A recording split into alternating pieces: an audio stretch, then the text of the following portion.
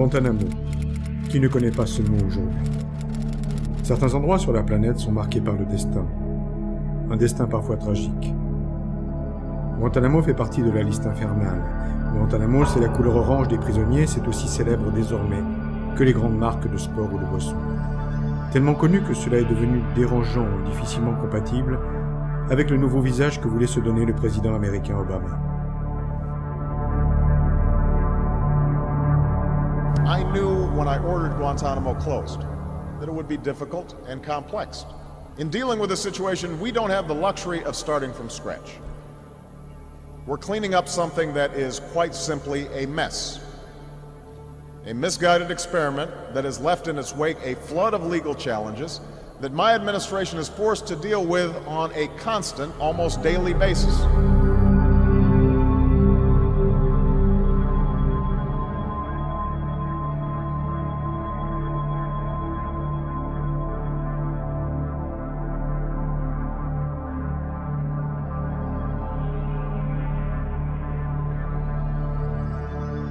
Cette décision, Obama ne l'appliquera pas.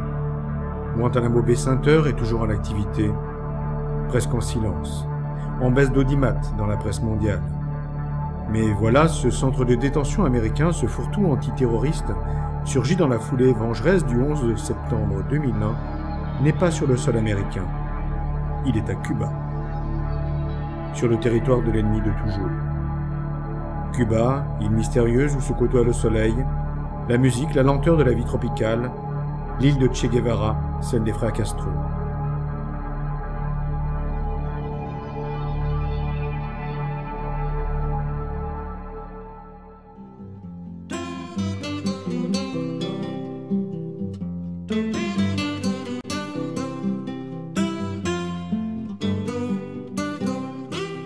Bienvenue à La Havane, cité majestueuse, capitale de Cuba. Cette île dans la mer, pas trop loin de la côte, une île dont on repart différemment de la manière dont on est arrivé. Une île où se mêlent les clichés touristiques et les réalités politiques. La vie reprend là, chaque matin. La mer turquoise continue de lécher les rochers protégeant les ruines sacrées de la ville. Ces ruines plusieurs fois centenaires, les gens les traverseront, indifférents, comme ils le font depuis toujours. Nous avons décidé de savoir comment les Cubains vivaient l'existence de cette base américaine. Ont-ils un sentiment différent du reste de la planète, eux qui sont tellement différents d'après les médias du reste du monde? Nous sommes allés dans la vieille Havane, là où les maisons rénovées patiemment font l'admiration des touristes. Ils viennent du Canada, d'Europe, d'Asie, d'Amérique latine. Ils sont là, à la recherche de leurs origines, mitraillant les monuments témoins de la colonisation espagnole, le tout dans l'indifférence totale des Cubains, qui continuent de se faufiler entre la combine, le marché noir, et le travail qu'il faut bien faire pour survivre au blocus imposé par les Américains depuis 50 ans, le tout dans une atmosphère musicale, quasi permanente qui aide le temps à passer. Ici commence notre enquête. Nous leur posons une seule question. Si je vous dis Guantanamo, vous pensez à quoi? But it's the American prison, of course. Where? Well, in Cuba. Yes. Yes. Well, there's Santiago, and then it's a little bit. Yeah, it's nearby actually. So if there's Cuba, it's here. And now the other way around. Sorry. Guantanamo, c'est où sont détenus les prisonniers américains et étrangers pour le Canada. C'est le seul. Guantanamo. C'est un endroit, Cuba, où se trouvent des prisonniers américains. C'est Guantanamo. Guantanamo, yeah. Guantanamo, yeah. Est-ce que pour vous, Guantanamo, c'est autre chose que la prison? On connaît seulement. On a la connotation avec ce prison. Pour moi, Guantanamo, c'est une place de guerre. C'est sûr qu'il doit y avoir un truc pesant. Hein. On doit le sentir dans l'air, je sais pas. Moi, de toute façon, on avait fait un rond tour en disant bon, alors jusque-là, on va pas, il doit y avoir trop de mauvaises vibrations, ça doit déborder. Guantanamo. I think it's my idea is that it's a city, military city. Some part is American and some part is Cuban. It's a border between Cuba and America. That's it. And for American, it's a prisoner to send Cuban people and to send terrorists to Guantanamo. For Cuban, it's a place to send American and other people also to prison. Cette Américaine est tellement convaincue de la justesse de sa réponse que cela peut faire sourire. Pour elle, Guantanamo serait donc une prison mixte, une sorte de poubelle pour les Cubains et les Américains, où chacun déverserait ses opposants. À l'évidence, pour tous, c'est bien une prison. À l'est, au sud, à l'ouest, peu importe, c'est une prison. Les médias ont donc bien fait leur travail. Guantanamo, c'est la prison, avec des prisonniers mal identifiés, mais c'est une prison.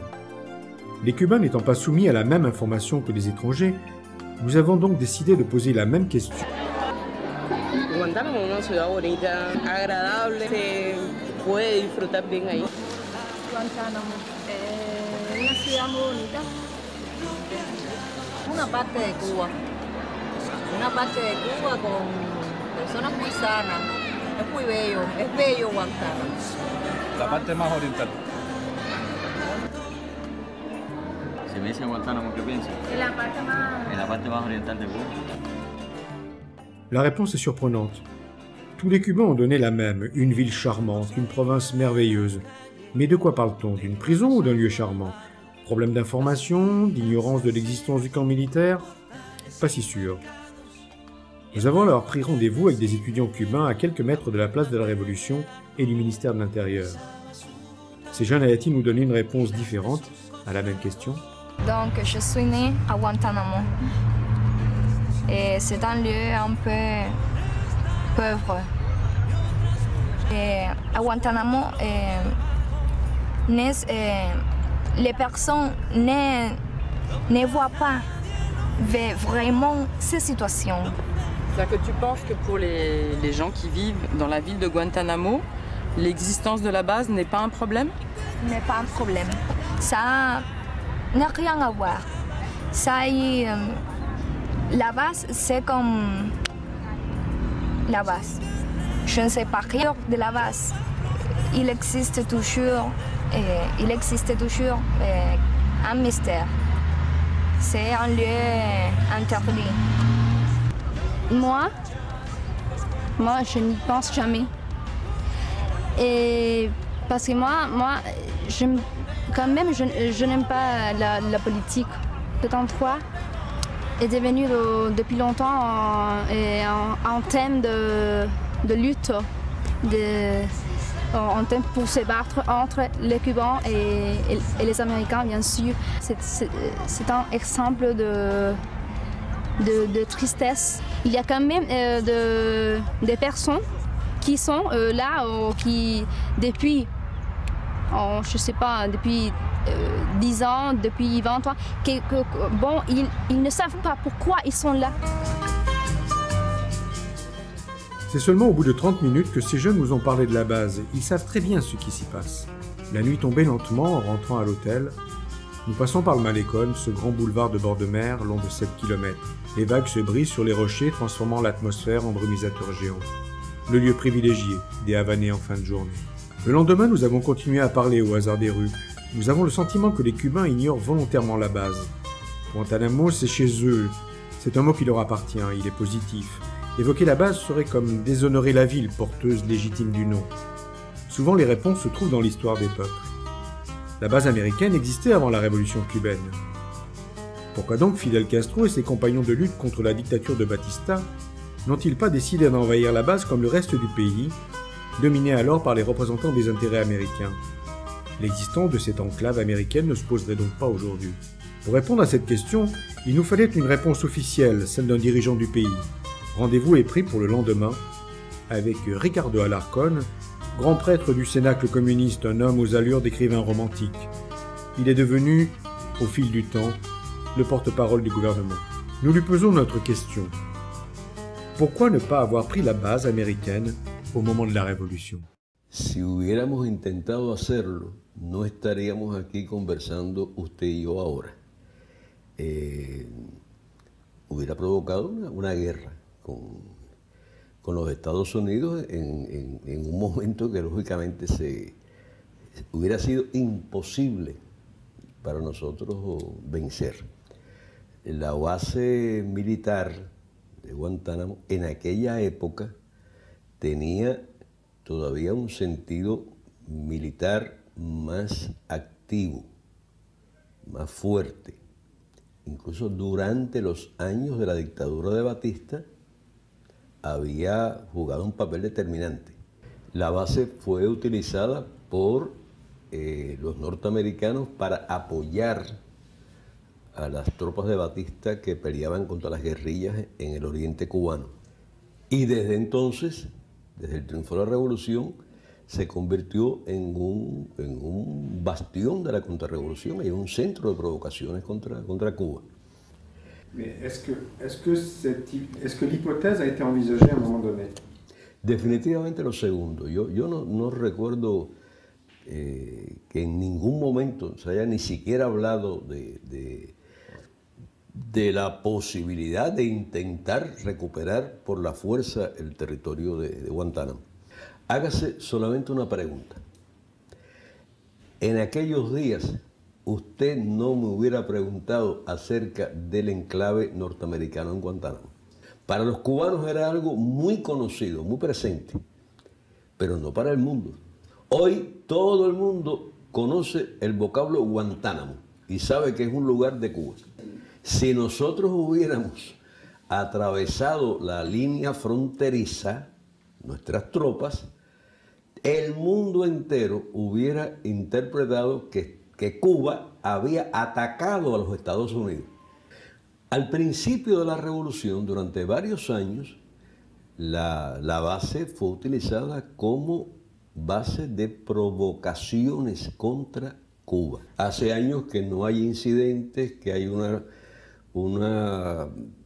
relación, digamos, normal entre los mandos militares de los dos lados. Y hoy la base es, sobre todo, un centro de tortura y un centro de donde se violan groseramente los derechos de un montón de infelices. Les gardiens américains, pendant des années, ont regardé vers le côté cubain du territoire. Quelquefois pour tirer, quelquefois pour insulter, ou simplement pour être en garde. Maintenant, ils regardent dans l'autre sens, vers les bâtiments où les prisonniers sont sous leur contrôle. La seule base américaine qui coûte au budget américain sans l'apporter rien aux Américains, c'est Guantánamo. C'est la seule dans le monde, parce que c'est la seule base isolée, sans rapport avec le territoire qui l'entoure. Demain, la base est restituée aux Cubains et les Cubains peuvent récupérer leur territoire, leur propriété de sol. Est-ce qu'il existe un projet social ou économique ou les deux pour cette zone-là? Es una pregunta muy interesante. Es una de las bahías más amplias de aguas profundas que está de frente al Caribe y a la América del Sur. Me imagino que se transformará en una de los puntos principales para nuestra interrelación con los países vecinos. Los guantanameros, esa gente que vive en la porción más oriental de Cuba, siempre han estado muy orgullosos de su historia, de la historia guantanamera. Ellos tienen el derecho de algún día liberarse de esa intromisión, de ese insulto, de la cual han sido víctimas ellos y todos los cubanos. Ce jour potentiel qui peut arriver, vous le voyez quand? Lamentablemente creo que eso va a tomar todavía algún tiempo. ¿Comme le blocus? Probablemente tanto como el bloqueo. El bloqueo va a cesar algún día,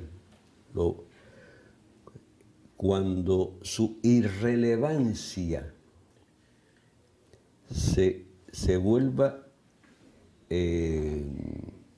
inevitable, se vuelva insoportable para Estados Unidos.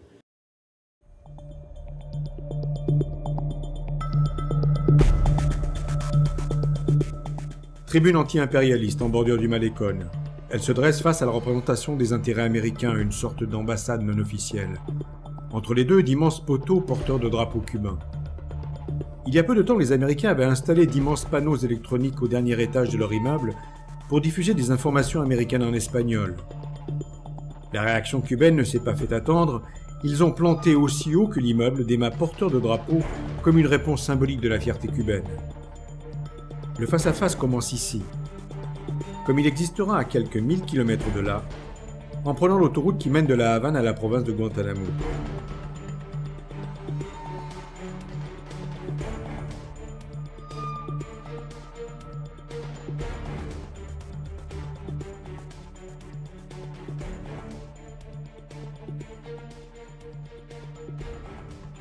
La chaleur est impressionnante. La clim de notre voiture vide notre réservoir plus rapidement que prévu. Et à Cuba, vaut mieux ne pas rater une station-service. C'est en voyant nos caméras que ces deux jeunes Suisses se sont mis à parler de Guantanamo, en insistant sur le côté secret des tortures. Nous, quand on entend parler de Guantanamo, c'est surtout la prison américaine. Des choses vraiment floues, même pour toute l'Europe. On sait qu'il y a des choses pas très concrètes qui s'y passent, pas très correctes, je veux dire, qui s'y passent. Pour nous, c'est un peu Guantanamo, c'est un peu la zone floue de Cuba, quoi. On n'ose pas trop y accéder, puis même si on peut y accéder, bon, je pense pas qu'on pourra avoir vraiment des choses concrètes, de savoir vraiment ce qui s'y passe, quoi. Je pense qu'ils le cachent beaucoup. Cada vez siento al tiempo mucho más veloz, tragando todo cuanto veo. Alguien me enseñó que eran huellas de un horror más. Avec la tombée du soleil, la tiédeur du soir fait encore plus apprécier la beauté des lieux. Une sorte de douceur s'installe. Toujours cette magie. Nous parcourons ainsi des kilomètres de route sans parler, en silence, comme si la nature imposait sa loi. C'est amusant comme à Cuba, le silence est aussi beau que la musique.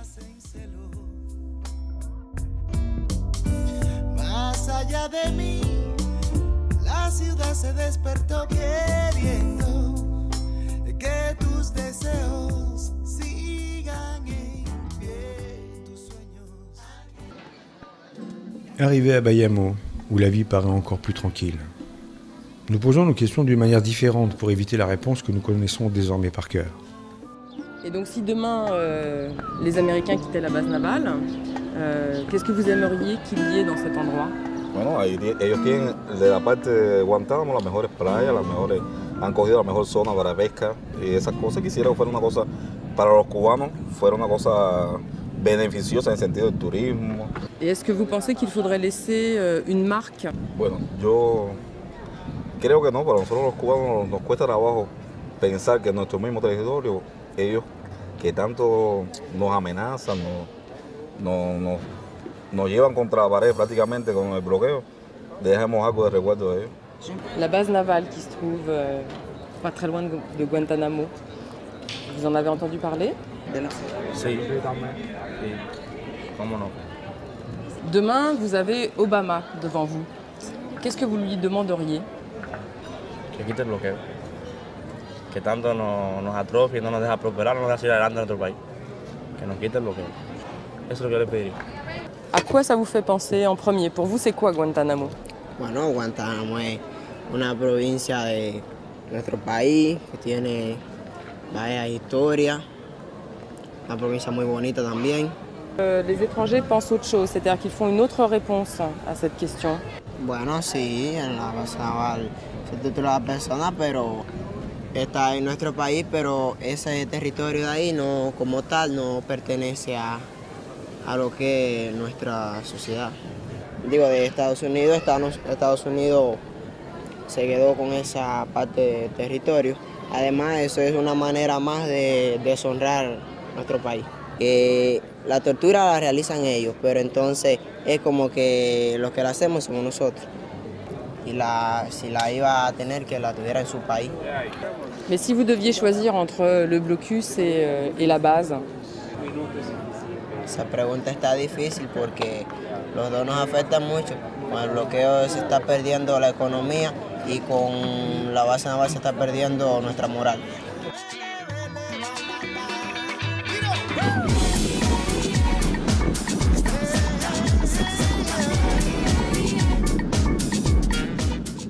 Nous nous retrouvons dans une situation bien étrange. Nous avons le sentiment d'être plus révoltés par la base et ce qui s'y passe que les Cubains eux-mêmes.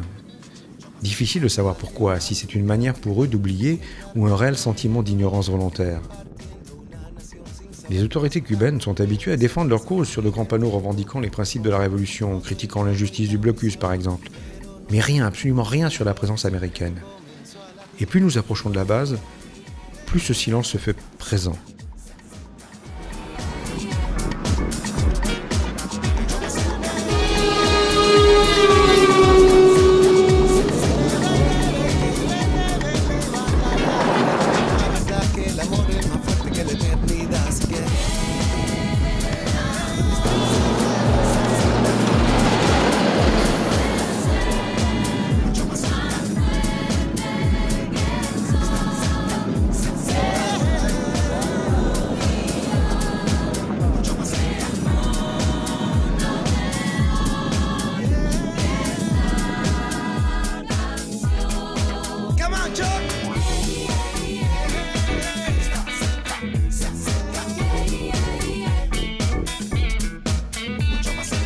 Voilà donc Guantanamo, ce mot mondialement connu, ce lieu de tous les dangers. Mais ce n'est pas la perception que nous en avons en découvrant une ville animée sous une chaleur épaisse. Ils travaillent, ils flânent, ils se reposent dans un coin d'ombre. Je voulais savoir la dernière fois que vous aviez parlé avec vos amis, avec votre famille, avec vos collègues de travail, de la prison et de la base navale qui se trouve pas très loin d'ici. Non, yo no hablo de ese tema. No. Jamais? Non, jamais. Pourquoi? Ce n'est pas un sujet de préoccupation pour vous? Sí, c'est une préoccupation, mais nous sommes en train comment on peut dire, quand quelques jours, un jour, on pourrait obtenir la libération de cet lieu qui appartient à nous, à tous les Cubains. Et donc si vous aviez le président Obama devant vous, vous lui demanderiez quoi? Fermer toutes les prisons à la base. Entonces debe existir una placa donde diga que los americanos, después que se retiren de lo nuestro, en el año que sea, que debe ser ya, y nosotros queremos que sea ya. Toda una vida hemos querido que sea ya, pero bueno, todavía no ha podido ser. Pero bueno, en el año que sea debe existir una placa que diga que hasta ese año los americanos estuvieron viviendo ahí. Bueno, pueden ir los extranjeros y demás, pero plenamente en interés de los cubanos, para las generaciones posteriores, después que nosotros nos muramos. ¿Ok?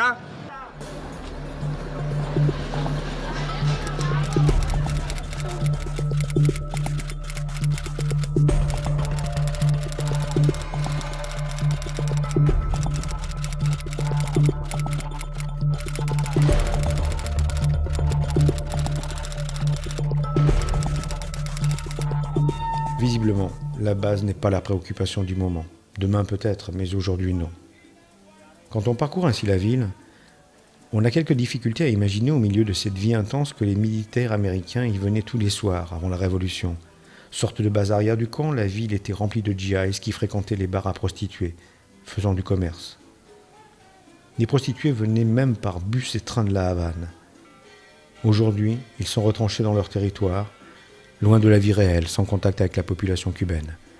Cela explique en partie le silence sur la base. La vie est donc normale, ici. L'uniforme des collégiens attire notre regard, ils sont là, assis en bande, comme dans tous les pays. Qu'est-ce qu'on fait un samedi après-midi ou un dimanche à Guantanamo?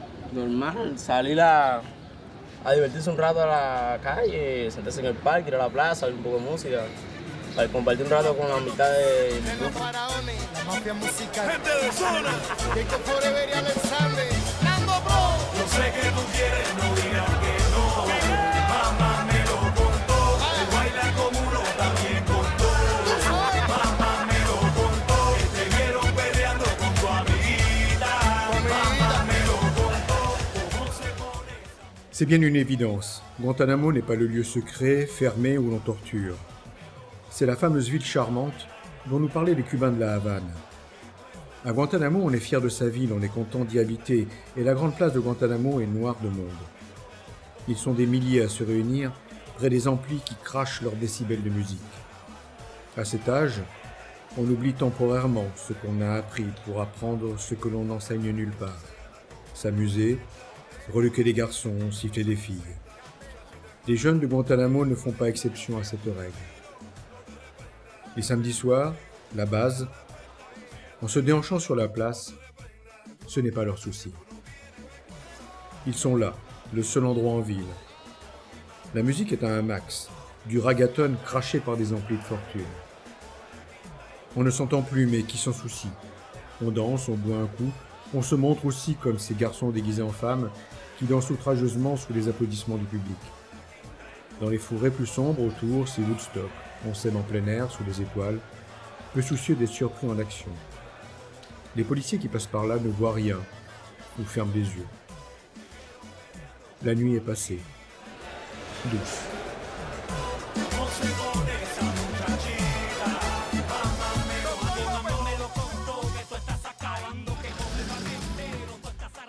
Nous apprenons que les Cubains travaillent tous les jours dans la base américaine. Rendez-vous est donc pris. Quartier tranquille, belle maison.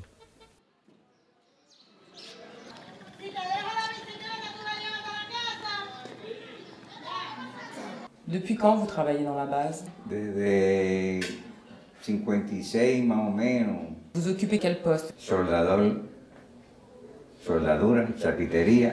Quand vous avez appris que dans la base américaine, c'était devenu avant tout un centre de torture. Bueno, hasta ahí llegué porque que yo no, a mí no me interesa eso porque ese es de gobierno a gobierno. A mí me dan un dictado. Llega aquí, suelta, llega aquí, suelta, llega. Yo no tengo que pasarme del lugar porque me busco problemas. Que los americanos se vayan de allí. Bueno, que vayan bien. Porque yo soy cubano. Yo tengo que venir para acá. Estoy agradecido del trabajo de ellos, que he trabajado allí. ¿Comprende? Como no me han maltratado, he trabajado, he ido a ¿cómo yo voy a decir a usted ahora?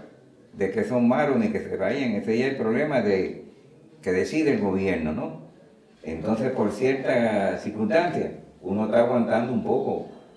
Hasta ahora es distinto el salario porque es un poquito más, se desenvuelve un poquito más, comprende, con el salario de allá. Pero si yo estuviera viviendo aquí me desenvolvería igual, siempre el dólar. Esos son trabajos buenos que uno ha hecho.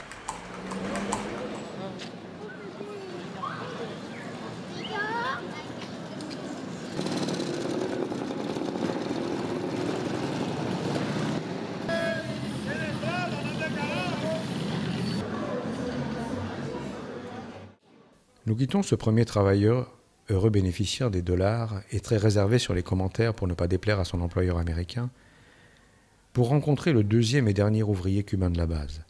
Y esta fue una foto tomada un día de también la misma ocasión de que entrando a la Rosa. Estoy trabajando desde 1951. Bueno, yo allí empecé primeramente como mensajero, después empecé oficinista y subiendo hasta últimamente llegué a ser técnico en abastecimiento. La base est devenue réellement une prison où des gens sont torturés. Est-ce que ça a changé votre façon de voir votre travail? Puedo decir que nosotros no tenemos ningún contacto con esa prisión. Inclusive nosotros no sabemos No sabemos la cantidad de gente que hay allí, no tenemos contacto con ellos, no se ve dónde están, y simplemente por medio de prensa eso que nosotros nos enteramos de muchas cosas, pero nosotros no vemos eso, no sabemos nosotros. Eso no. Y el chocante pues no, porque nosotros no tenemos ningún contacto con eso, y realmente no. Par exemple, le gouvernement cubain vous a déjà demandé des informations sur la base et sur ce qui se passait à l'intérieur? Non. Vous êtes payé en pesos cubains ou vous êtes payé dans une autre monnaie? Dólares. Siempre me han pagado en dólares. Vous pouvez nous dire combien vous gagnez? Plus ou moins. $800. Ces deux ouvriers gagnent en réalité plus de 100 fois le salaire moyen cubain. Ils vivent dans un confort très supérieur à la grande majorité des habitants. Nous décidons donc d'emprunter la même route qu'eux pour nous rendre au plus près de la base. 20 km nous séparent de l'enclave américaine. Pour nous y rendre, il faudra passer par des postes de contrôle cubains où nous avons déposé des demandes d'accès.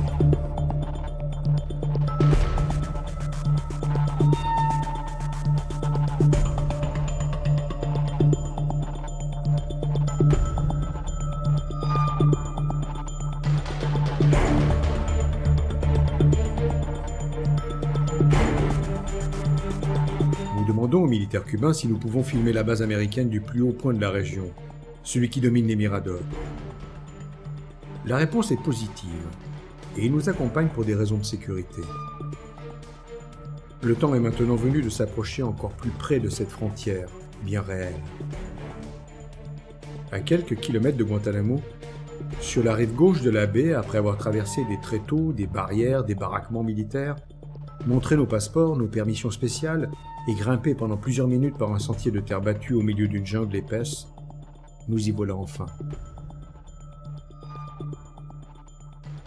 Arrivé au mirador de Malones, position cubaine, la vue est impressionnante. Véritable état dans l'état, la ville de la base s'étale sur le territoire comme une ville américaine. Tout est là. Les éoliennes, les réserves de pétrole, les radars, les maisons des militaires et les pistes d'aviation pour gros porteurs. Perdus derrière les collines, les camps de torture ne sont survolés que par les vautours ou les avions de ravitaillement américains. Dur d'imaginer qu'à quelques centaines de mètres de notre position, on torture peut-être encore. Le paysage est tristement magnifique, on comprend alors l'énorme potentiel que représente ce bout de terre pour les Cubains, qui le verraient bien transformé en port de pêche, en zone de tourisme. Car c'est sous la coque des vedettes de surveillance américaines que se trouvent les bons poissons, qui ne peuvent aller derrière le filet de séparation, côté cubain. Nous sommes restés là quelque temps, coincés entre émerveillement sur la nature et tristesse sur la réalité. Voilà donc ce que la presse mondiale appelle Guantanamo.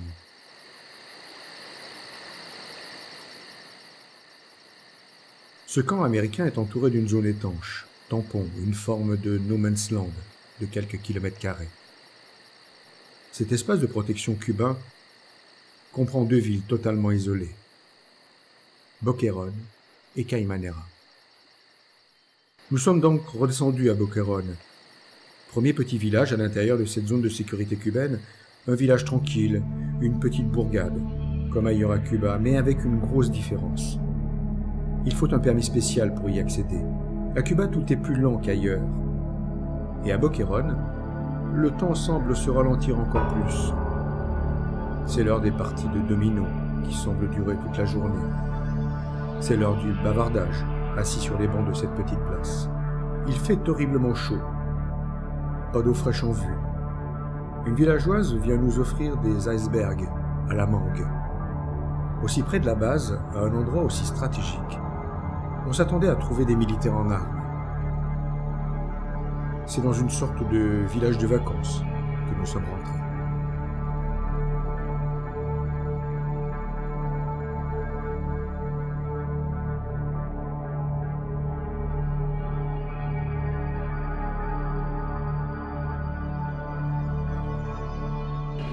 Yo trabajo en la escuela secundaria básica Rubén López Sabariego, normal. Aquí jugar domino, hacer lo cotidiano de la vida, lo que nos pertenece hacer. Yo le decía que recientemente vivo en este poblado hace 30 y pico de años. Recientemente me jubilé, soy jubilada. Como decía el compañero, nos dedicamos a labores cotidianas.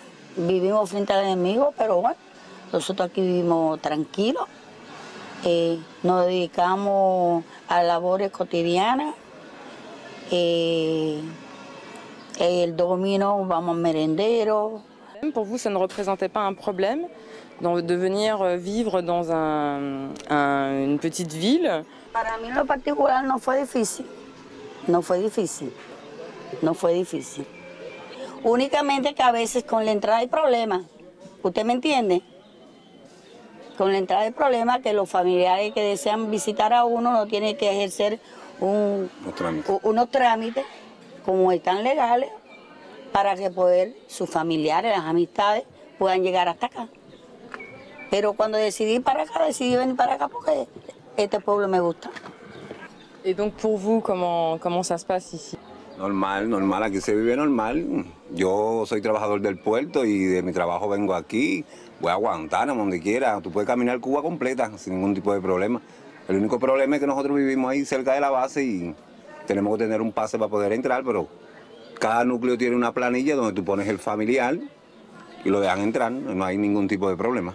Por ejemplo, en estos momentos, para tú poder asentar a alguien en tu planilla, tú haces una carta a la jefe núcleo, se dirige a Lili Moda.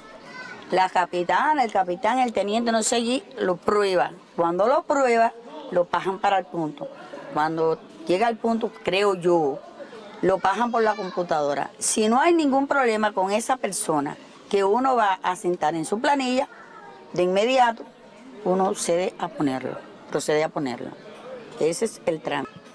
Un problema que estamos en una zona militar, nosotros nos regimos por un pase que es un pase que nos dan para ir a Boquerón, a ir a Guantánamo, porque esto es zona militar. Y entonces hay que prácticamente organizar las cosas, tener todo organizado, porque vivimos zonas militares, para que no haya conflicto, no haya problemas. Yo llevo aquí ya, yo tengo 54 años, de muchachos vivo de abajo, y siempre ha sido esto organizado, para evitar problemas, conflictos. Que el enemigo no vea en nosotros que somos los conflictivos. Entonces, evitar ese problema. Y entonces, si no se organiza eso, se crean los problemas. Entonces, creo que nosotros vivimos aquí bien, bastante bien, orgullosos de ser cubanos. Vivimos igual que en Guantánamo, cogemos la misma establecimiento, lo que nos dan toda la comida como en toda Cuba. Podemos ir a La Habana, y Le Pino, donde quiera. Que hay su diferencia porque somos una zona militar, pero estamos cubanos igual. Et est-ce que donc le fait de vivre ici, vous avez des avantages? Sí, ahí sí creo que sí. Sí, aquí hay un 30%, te dan leche, carne, 2 libras de arroz de más, todo. No, la 2 libras de arroz la dan donde quiera, Pero acá ahora, del ciclón. ahora. Pero mira, por ejemplo, lo que es la leche, aquí todos los adultos cogemos leche. Desde Todo. 0 hasta por ahí para allá. Sí, hasta 65 y más. El salario, con respecto al salario, también por vivir en esta zona fronteriza, como decía el compañero, nos aumentaron un 30% nuestro comandante. Si demain les États-Unis ferment la base et s'en vont, qu'est-ce que vous aimeriez, qu'est-ce que ça, d'après vous, qu'est-ce que ça pourrait changer dans votre vie quotidienne? Alegría, no tuviéramos entonces que estar limitados. Un placer, una alegría.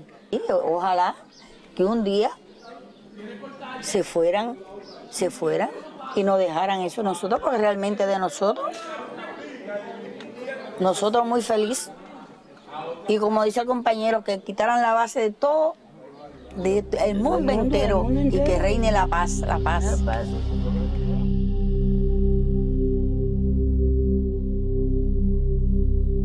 C'est une autre vie, très loin de nos critères occidentaux. Tranquille, ils sont surpris par notre équipe et notre matériel, mais aucun n'a refusé de répondre.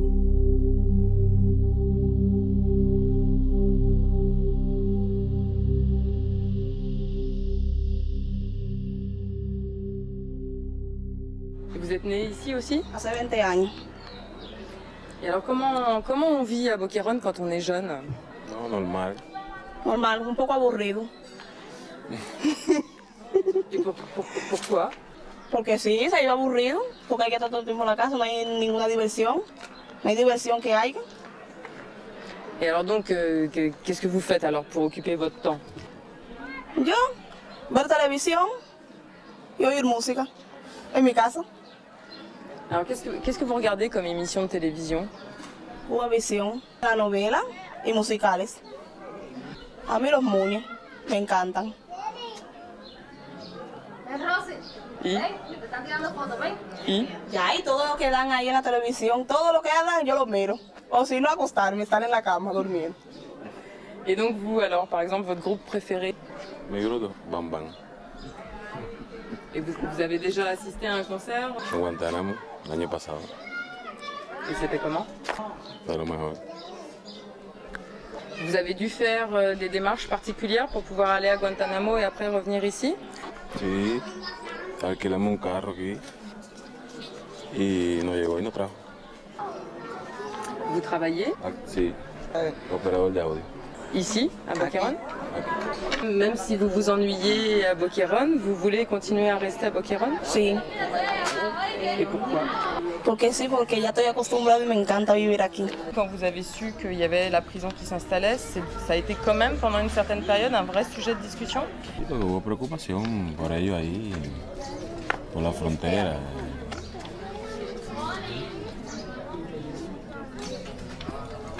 Sans plus. Et si demain il quittait la base, qu'est-ce que vous aimeriez qu'il se passe? Qu'est-ce que vous feriez? Qu'est-ce que vous aimeriez qu'il y ait dans cet endroit? Bueno, si la quitan mucho mejor. Y lo que el país decida, estamos de acuerdo. Exacto. Si la base reste et si demain vous aviez la possibilité d'aller vivre dans une autre ville de Cuba, vous ne quitteriez pas Boquerón? Yo no. Ya les digo, ya vivimos aquí hace 30 años y nos sentimos muy bien. Ellos no nos preocupan. Exacto.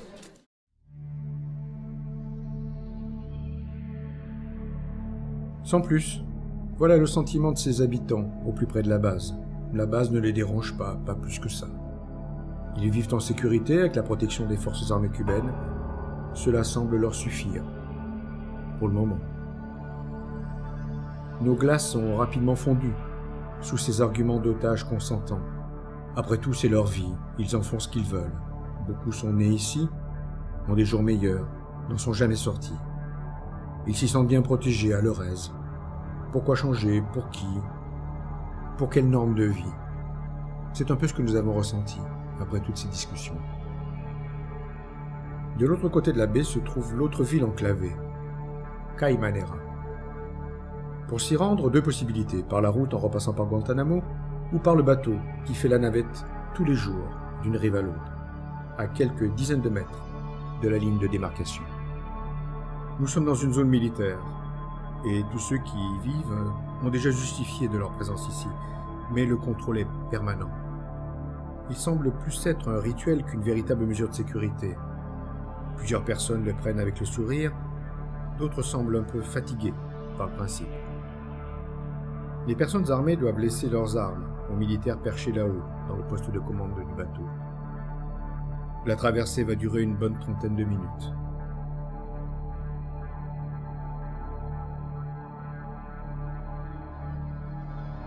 Si l'on rejoint Caimanera par la route, on traverse les fermes puis les marais salants, bordés par les miradors cubains et un peu plus loin, américains.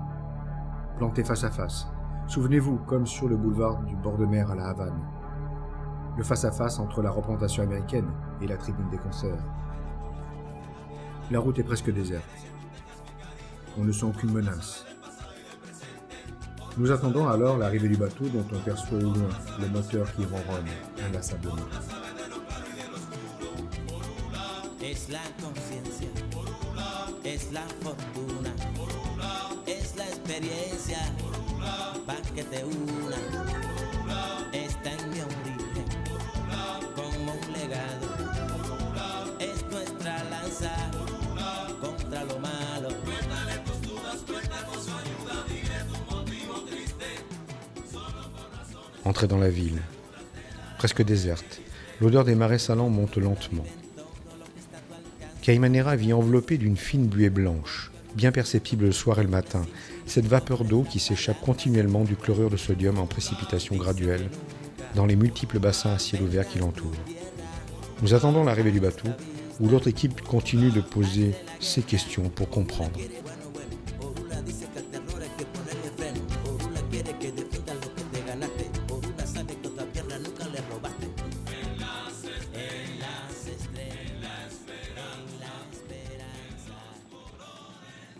Nous essayons de savoir s'il parle de la base, mais la réponse est directe.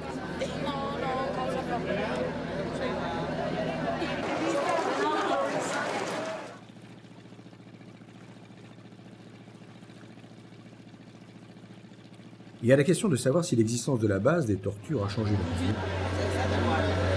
Para nada. Nos sentimos bien y seguros para nada, eso no cambia. Des préoccupations entre vous? No, porque generalmente nosotros estamos habituados a vivir en este lugar y no nos preocupa porque nos sentimos seguros en nuestro país.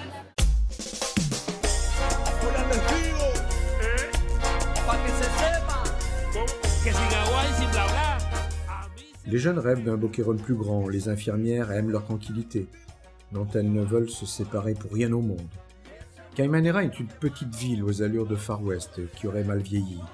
Les maisons témoignent des différentes époques, de celles en bois aux constructions dans le style soviétique. On y trouve une bibliothèque, un centre culturel, et construit sur la butte un magnifique hôtel maintenu en parfait état, avec une vue impressionnante sur la baie. Mais cet hôtel est vide, totalement vide. Il attend patiemment la levée du blocus pour s'animer et se remplir. Suena lleno de emoción cuando guitarras y claves se entrelazan y cantan del corazón. Le soir, Caimanera est tranquille, comme un petit bourg de l'arrière-pays varois. On va sur la place, on prend l'air, on parle. Où est-ce que vous aimeriez pratiquer votre métier?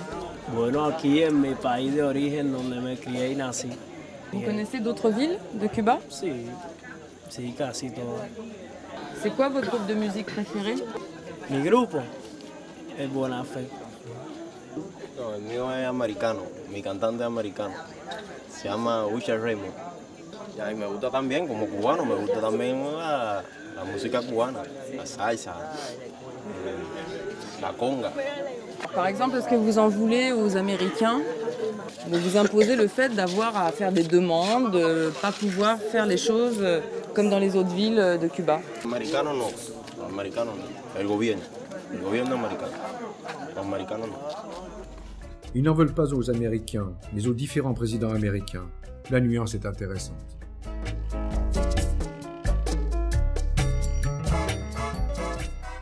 Le lendemain, nous sommes partis à bord de la frêle embarcation des pêcheurs du port. Le filet tendu entre les deux zones empêche les gros poissons de passer et la pêche est de plus en plus modeste. Seuls les miradors et la ligne de démarcation attristent un paysage pourtant magnifique.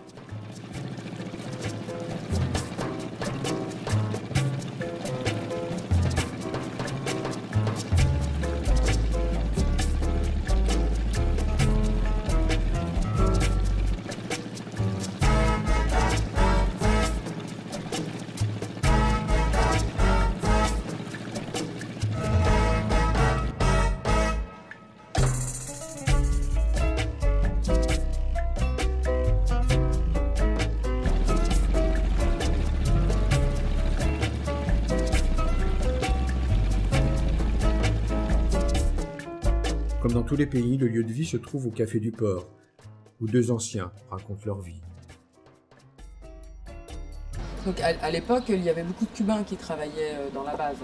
Habían aproximadamente 9.000 obreros. Porque la situación estaba malísima en todo el país, no había trabajo. Y aquí por lo menos venía el francoamericano, una tropa de americanos para acá, a las casas de prostitución que habían aquí. Había muchas casas de prostitución en aquel tiempo y venían muchos francos. Y nosotros siendo muchachos buscábamos pesos aquí con ellos, nos ganábamos los pesos vendiéndole flores, vendiéndole algo. Y esa fue la vida que había aquí en Caimanera. Aquí cuando empezó la lucha clandestina, cuando la lucha de la revolución, que se formó el 26 de julio aquí, eso estábamos hablando nosotros, que el 90% de los dirigentes de aquí del 26 éramos empleados de la base naval. Vous pensez que l'existence de la base fait partie intégrante de la vie des gens et que quelque part ça ne les dérange pas qu'elle soit là? Pues un pedacito de territorio nuestro, porque eso es nuestro, este territorio es nuestro. Está instalado, ya uno tiene su familia, todos tienen su trabajito más o menos, no tan amplio, pero para quedar para vivir, para subsistir y eso. Y como nos estamos muy contentos con todas esas cosas. Seule entreprise de taille à Caimanera, la salinière. La fabrique de sel où travaillent humblement, de génération en génération, quelques 500 salteros, est la seule véritable industrie de cette ville, sa raison d'être. Sous un soleil de plomb, son directeur nous parle de son travail dont il est très fier. Il nous parle beaucoup d'ailleurs du sel français. À Cuba, on sale beaucoup, à la main, avec les doigts. Les grains s'humidifient à la longue et passent mal dans les trous de la salière. Le sel de Cuba vient très majoritairement d'ici, d'une zone fermée. Donc sur les 470 travailleurs, tous vivent à proximité de l'entreprise. Ils viennent de plusieurs villes. Hay de diferentes ciudades. Hay del poblado de Caimanera, que es la principal fuente de empleo de nosotros, donde cogemos los principales trabajadores, pero también hay de la ciudad de Guantánamo. De la ciudad de Guantánamo hay mucho. De los 470 aproximadamente un 50% es de Caimanera y un 50% es de Guantánamo. Y de algunas zonas, de algunos poblados, generalmente la ciudad y Caimanera. Sí, sí, es un principio básico manejado por el gobierno municipal, de dar preferencia a los pobladores y después entonces si no optan por eso se busquen en otro lugar. Es un principio básico para mantener el sentido de pertenencia de la salina que es totalmente caimanerense, ¿no? Sale de aquí, es un principio básico. Si demain la base était fermée, ça vous permettrait d'étendre la production, d'étendre l'entreprise et de produire plus et d'avoir plus de revenus pour le pays et pour l'entreprise? Sí, evidentemente sí. Mira, nosotros tenemos una toma de agua de mar de más calidad que esa que está ahí, que está cerca del perímetro fronterizo. Y hoy se utiliza muy poco por el peligro que representa con los americanos. Esa es la realidad con nosotros. Limita el tránsito marítimo, aunque existe un puerto en Boquerón, pero de muy poca capacidad, muy poco calado permite pasar. Evidentemente sí, sería una bahía abierta. En estos momentos una bahía extremadamente vigilada. Y cuando entra un barco, evidentemente los armadores deciden no pasar, pasan muy poco. Eso sí sería evidente.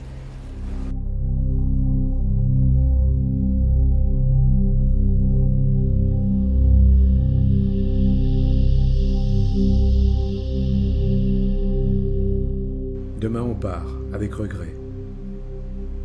Si la base est en baisse d'audimat dans la presse mondiale, le blocus, lui, continue. C'est peut-être la question qu'auraient préféré les Cubains. De l'hôtel, on aperçoit un gamin qui a lancé son cerf-volant au-delà des miradors plantés face à face. Et l'on se dit que si le vent se lève, le gamin verra son cerf-volant franchir la frontière.